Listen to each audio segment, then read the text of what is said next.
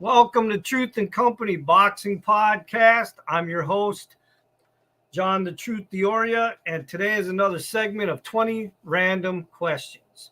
And your guest today is former professional boxer, former champion, and also was a contestant on the first season of The Contender, Mr. Jimmy Lange. Thanks for having me, Jimmy? John. Yeah, fun to be here, man. Let's rock and roll. I'm glad having you. First, I just want to ask you a quick question because anybody that's a dedicated fan, man, we all sat down and watched that Contender when it came out, man, and it was hot. I mean, you were on there with Alfonso Gomez, Sergio Mora, Peter Manfredo Jr., Anthony Basante, Ishe Smith, among other guys too. But I mean, a lot of you guys did a lot in your careers after that show, which was great. Yeah. I mean, do you think personally that show elevated your career?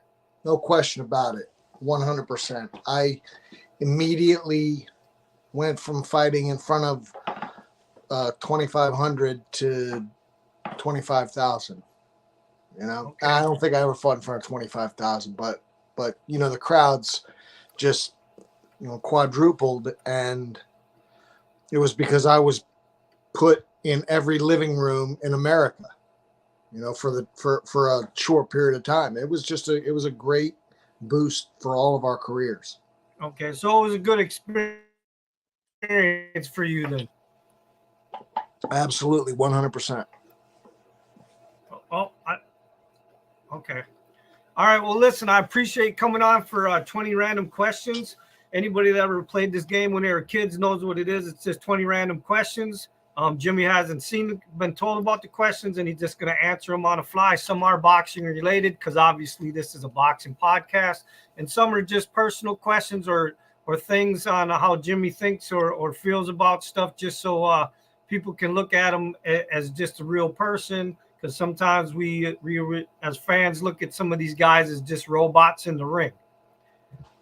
So first question, how did you get involved in boxing? I was 6 years old. My father brought me to a gym in a a suburb called Falls Church, Virginia.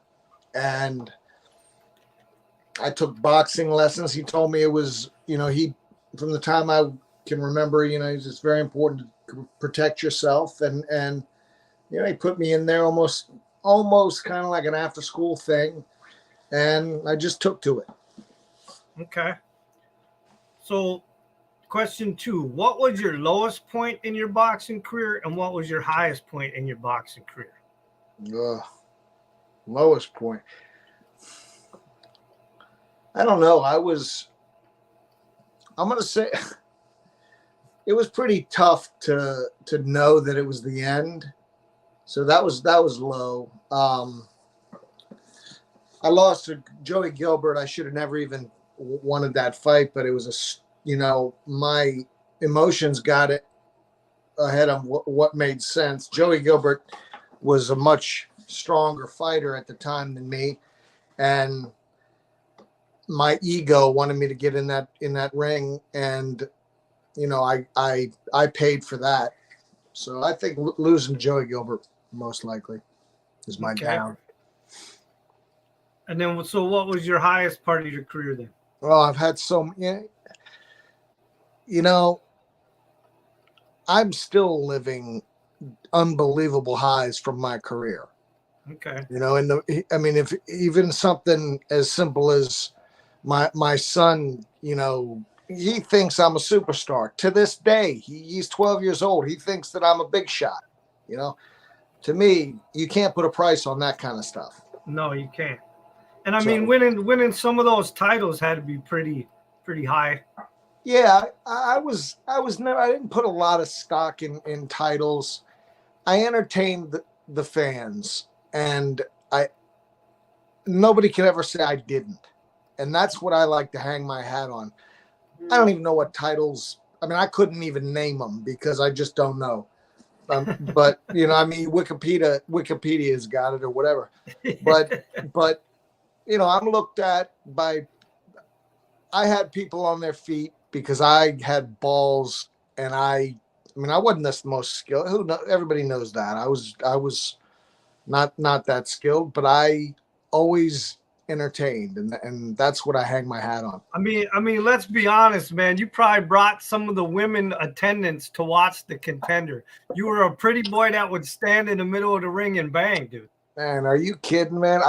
Hey, there was none of this bullshit. I looked good back then. I looked real good. And yes, and a couple other. That's what I'm saying. If any women have ever seen the first season of the Contender, man, it was only he did not look. A couple other. Go ahead. You're freezing on me.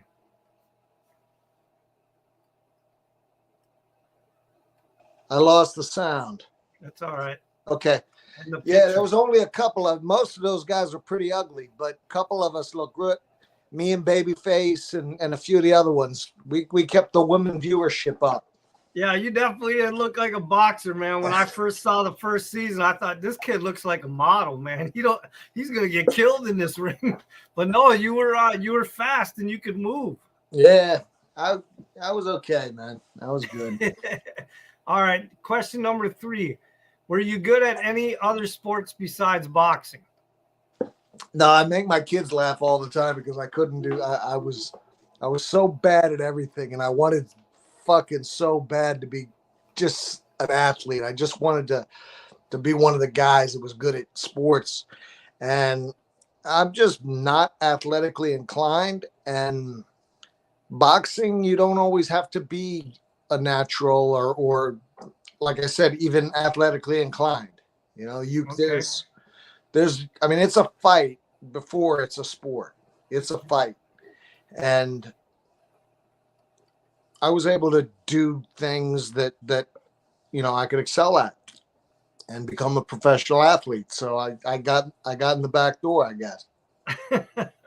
All right, question 4.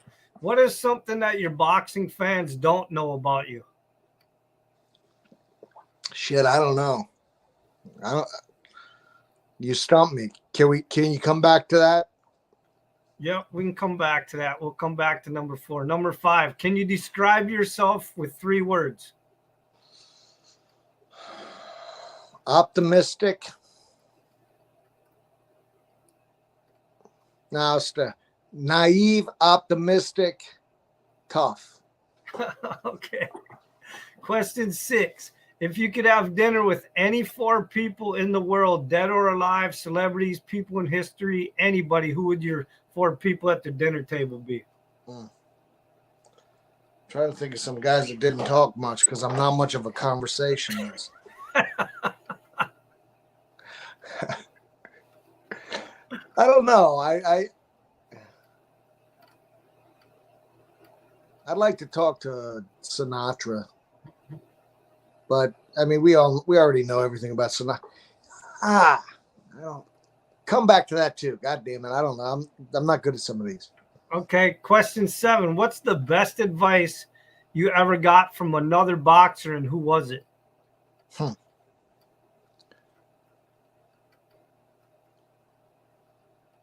I mean, it wasn't in the form of words, but it wasn't until I met Mickey Ward and was subject to his unbelievable body attack. That made me a student of body shot, of going to the body, and I became a much better body attack artist, whatever you want to call it. You just say, I mean, you got to go to the body. Nobody in that gym in Lowell gives a shit about hitting a guy in the head. Everything is body. Go to the body, and that's what turned my career. I think when I started to really pay attention to the body, it turned my career in a very good direction. Okay. Just so you know, Mickey Ward is my all-time favorite fighter. So he's the best. He's the best. And yeah, I've actually had the pleasure of doing an interview with him, and I felt like a little kid. So he is a little kid though. He's great. He's great. Yeah. We had a lot of fun with him. All right, question: dream vacation. Dream vacation. I like the Jersey Shore, and even though I go there all all summer. I'm back and forth, but I don't know what could be better than that. When you have the people you care about with you, and you go to the Jersey Shore, you ain't got shit to do, and you just hang with the ones you love. Okay. Jersey Shore for a week with nothing to do. All right. Question 9. What is the weirdest thing you have ever eaten? And we're keeping wives out of this, right? Yeah. I had some gator bites before. Okay. Some people that's gonna go right over their head, so it doesn't matter. Question 10. What is your favorite Disney character? Is I don't know that. Is the Foghorn Leghorn Disney? No, that's Looney Tunes. I'm a big Bugs Bunny. Disney, Mickey Mouse, obviously. Okay. Come on. You got to go right. with Mickey. All right. Question 11. If you could steal anything and get away with it, what would you steal? I just stole something about an hour ago. So you don't have to even put those conditions on it. If it's not nailed down, I'm going to steal it. Oh, my God. Number 12. What's something that you're very passionate about? My kids. Okay. Question 13. Do you speak any other languages besides English? My kids are Spanish. 2 of my kids are Spanish, though. But you can't. And they don't know it either. Okay. Well, that's good. Then they can't talk about you in front of you anyways. Yeah, that's exactly right. Okay, question 14. If you could live one celebrity's life for 24 hours, who would it be? Are you kidding, man? I was worldwide, global. No, I'm kidding. One celebrity.